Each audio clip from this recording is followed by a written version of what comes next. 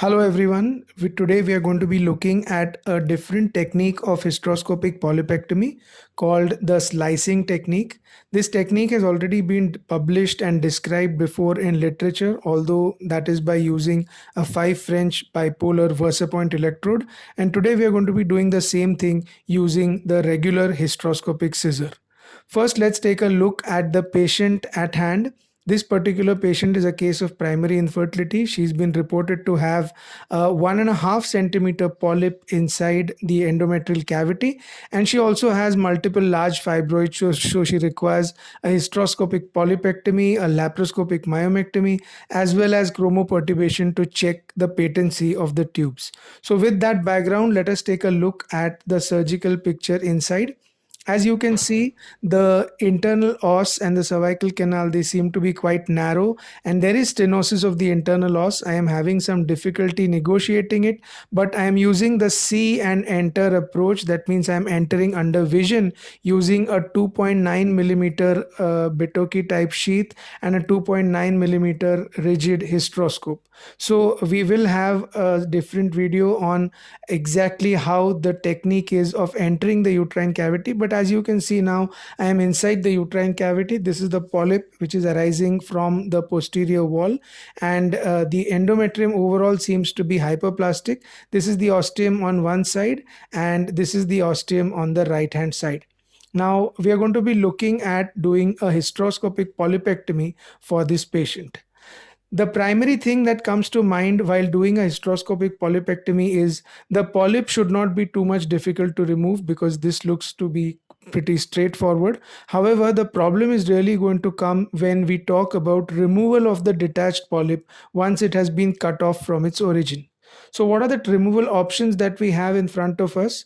Obviously, one, we could use a resectoscope, and the sizes that we have generally available with us here are the 26 French, the 22 French, and the 18 French. Now, talking about the 26 French, we require a dilatation of at least 9 to 9.5 Hagar to insert a 26 French. So we've almost given that up and we do not use that anymore. But a 22 French resectoscope comes in handy, where you need to dilate only up to about 7.5 or 8 number Hagar, and that also works. However, I am trying to avoid the use of a dilator completely because I need to do a chromoperturbation and I do not want the dye leaking out and giving me a false negative reading. The 18 French is also a possibility, does not require any dilatation, but then the takeaway while using a 18 French is that because the loop size is small, the size of the cut pieces is also small, and then it takes more time to finish the case as you would with a larger sized resectoscope. The second possibility that comes to mind is of using a hysteroscopic morcellator, also known as the IBS shaver, but that is not easily available everywhere. The third possibility, of course, is to use a hysteroscopic scissors. Now, one could easily just continue with the scissors and detach the polyp, but the question then comes is how can one remove the polyp once it is detached? And again, you would have to dilate and hold it blindly with an ovum forceps or with a grasper, and then you would have to pull the polyp out, which again requires a lot more dilatation. This technique, the slicing techniques, works well because dilatation is not required most of the times, and it also works very well for office procedures. Though today's patient is not going to be done using office hysteroscopy, it does work very well for office procedures too, and there is no dilatation at all which is required. So this is the actual published paper by Stefano Bitoki, where he talks of the slicing technique for these kind of polyps by using a bipolar electrode. So the instrument that we are going to be using today is the simple 5 French cold hysteroscopic scissors, and we can see that we already marked out the origin of the polyp, which is from the base of the or rather from the posterior wall. So with the hysteroscopic scissors, first I start cutting at the base of the polyp, thinking that I'm just dealing with a 1.5 centimeters, but I soon realize that this is probably much more than 1.5, and so we begin with the slicing technique. So what are we going to do in the slicing technique? I'm going to first make vertical cuts of the mushroom shaped polyp and try and divide it vertically into three smaller polyps of equal size. Needless to say, you need a good, sturdy and sharp hysteroscopic scissor to achieve this particular objective. And as you can see, I'm cutting the polyp vertically, and it has been divided now into two halves. Completely on two sides. So these are the two halves of the endometrial polyp. But yet again, the right half is going to be significantly larger for me to extract through an undilated internal os. And so I take one more incision on the half that is remaining and split the entire bulk of the polyp into three equal or almost equal parts. Gradually deepen the incision so that the pressure of the distending saline itself starts moving these parts away. Once the vertical incision has been done, it is time to cut the polyp from the base. So I've started cutting the first part of the polyp. If you would label these as 1, 2 and 3 from left to right, I'm now cutting segment number 3 at its base, and I'm trying to remain as close to the base as possible so that I will be able to take out maximum amount of the polyp without leaving any residual stem of the polyp behind. So I keep on cutting, staying close to the base, and here I've detached about 75 to 80% of the polyp. And when I feel that there is only a small part of the polyp left, I'm going to leave it there and I'm not going to cut it off completely. We'll see why in a short time. Again, making the incision between segments 1 and segment 2, I deepen the incision, and when I'm satisfied with the depth of the incision, I go on to segment number 2 at the base and start cutting it right from the base up till its end point. As I cut, you can see that the distending saline itself helps me out by pushing the pieces towards the anterior wall and giving me more and more room in order to execute the movement of my scissor and cut comfortably so that I'm able to get the correct plane of dissection between the polyp and the uterine wall. So this is part number 2 or segment number 2, whatever we may call it, which has almost been completely cut except for a small part which remains attached right at the terminal portion. So that is the segment number 2 which has now been mobilized, and the first part of the polyp or segment 1 still remains undetached. So what we are going to do is the same thing. We are going to go in with the scissor and we are going to try and avulse or detach segment number 1 completely or almost completely so that it is now attached to the uterine cavity by a very small stalk of tissue. So that is the last part of the segment number 1 which has now been cut off, and now these are the three segments which are lying freely floating and have to be extracted. Now, one of the options at this stage would be to cut off all the three segments and to remove them using a hysteroscopic grasper, or to insert an ovum forceps and to remove these three segments. But then again, that would make it a problem because in order to remove the segments, I would have to insert a ovum forceps and then again the requirement of a cervical dilatation. So in order to do that, I am going to use another instrument which is the hysteroscopic grasper in order to achieve the same endpoint. Now these three segments are ready, and notice that all three of them are attached to the uterine wall or to the endometrium by a very small stalk. So all that I need to do with the grasper now is to go in and pluck out these three pieces one by one. So I have removed the 5 French hysteroscopic scissor, and a hysteroscopic grasper is now being brought inside in its place.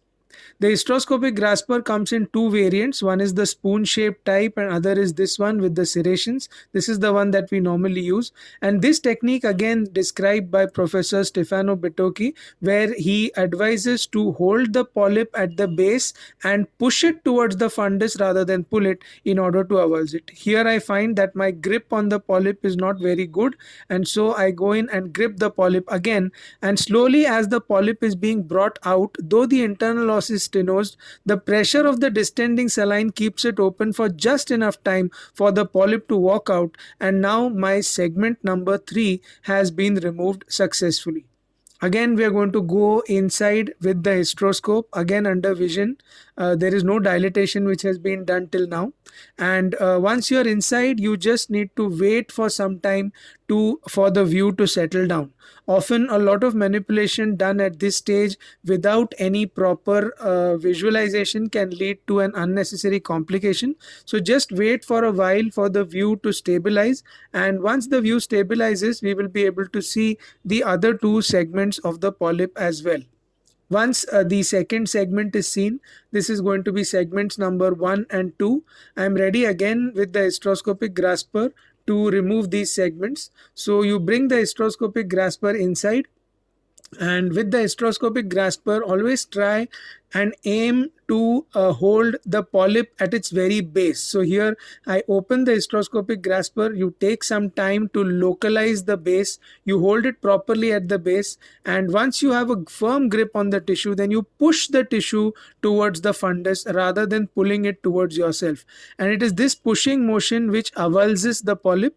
Make sure that you've got a good grip on the tissue, and then slowly with the saline still distension still on, keep pulling the piece of the polyp little by little out, and there the piece walks out on its own.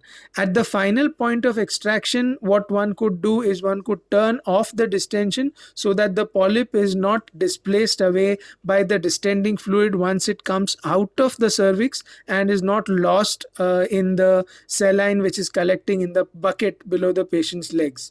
So here now we are going in again for the third time, and we have one last segment of the polyp which is remaining to be removed. So again, like the last time, we wait for adequate vision and distension to be achieved. And the third or the segment number 1 of the polyp is now starting to be seen very clearly. Again, you go in with the hysteroscopic grasper, open the hysteroscopic grasper, take some time to localize the base, hold the polyp firmly at the base with the open mouth of the grasper, and once you're satisfied that you've got sufficient amount of tissue, you displace that tissue towards the fundus, or you could even displace it to one side. Make sure that you have got enough tissue in your grip, and then gently pull the tissue out through the open internal os with the distension still on. So all three segments of the polyp have now been removed, and as such the polypectomy is complete. But we need to go in and see if there is anything residual that has been left behind, so that there will be no recurrence chances, or at least minimal chances of recurrence in the future.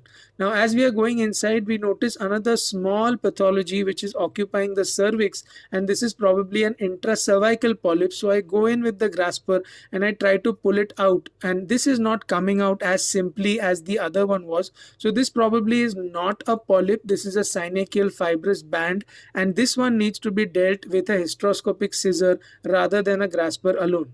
It is probably this band which was making the entry so difficult, and as such I need to take this band out because this patient is planning on conception. So use a hysteroscopic scissors. With the hysteroscopic scissors we are cutting the fibrous band at its base. Notice at this time that we are going to be working inside the cervical canal, where achieving distension is a bit of an issue. Also, space is very limited, and hence one has to be very quick, otherwise there is a lot of fluid which is lost and wasted. So this is the fibrous band which is now being cut off at the base. A little more time and a few more cuts are required in order to cut this off nicely. And once this is cut off, I will be going in with the hysteroscopic grasper again and removing this particular band of tissue. Most of the times it does come out with the force of the distending saline itself, but sometimes you may need to go in with the grasper and actually extract it under vision. So this is the fibrous band which is now seen floating in the middle of the view, and I think I'm going to go in and take that piece of band out along with the hysteroscopic grasper. Again, the same challenge, distension is a problem, but I do manage to hold it and then pull it out completely, thereby expanding the internal os, and this is going to make it easy for the patient in her subsequent fertility treatment. Now let's take a look at what is left inside, whether there is any residual element of the polyp which is remaining inside, and then if there is, then that needs to be tackled. Again, we go inside, wait for a while, wait for the view to settle down completely. And now the view seems to be settling down, go right up to the fundus. And now let's take a look at what is left behind. So this is the patient's right ostium, that's the left ostium, and this is a small part of the polyp stalk which is being left behind. So we're going to try and remove this with a hysteroscopic scissors. Most of the times, if one stays close to the wall and removes the maximum portion of the polyp right from its base using a hysteroscopic scissors, there is a very little chance of recurrence. At this stage, in order to just remove this little stub of the polyp, it is really not necessary to switch over to a resectoscope and shave the polyp right from its base. At least in my experience, doing this much has a very negligible rate of polyp recurrence, and you do not really need to use any electricity or switch to another mode of surgery just to complete the job in this case. So try to stay close to the base of the polyp and to complete the job. Of course, this patient has got a thick endometrium, so she will require some sort of hormonal support, either OC pills or progesterone, in order to reduce the tendency of this hyperestrogenic hyperplasia, and a good histopathological examination of this removed polyp will also be required. But before we leave, let's take a look also at the removed portion of the polyp, or the specimen which has been removed outside. And you can see that this is a fairly large polyp. These are the three pieces. They are about 3 centimeters in vertical diameter by 2.5 in transverse. So there's no way that we could have removed them by dilating it alone. Again, if you like the video, please click on the icon above to subscribe to our channel and to receive more updates. Thank you.